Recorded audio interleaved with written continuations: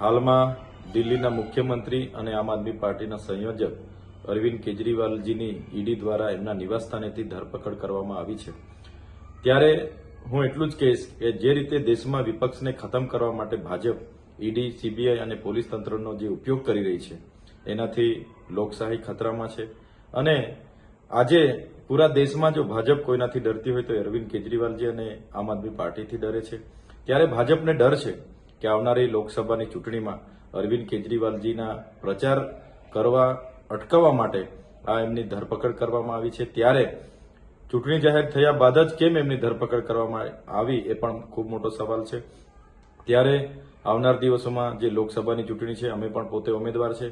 આમ આદમી પાર્ટી જે પણ ઇન્ડિયા એલાયન્સમાં એમને સીટો મળી છે એ તમામ સીટો પર ખૂબ મજબૂતાઈથી લડશે અને અમે એમને કહેવા માંગીએ છીએ તમે અરવિંદ કેજરીવાલની જે તમે ધરપકડ કરી શકશો પણ એમના વિચારોને ક્યારે તમે બંધ નથી કરવાના અને અમે પૂરી તાકાત અને પૂરા જોશથી લોકસભાની ચૂંટણી લડીશું અને જીતીશું।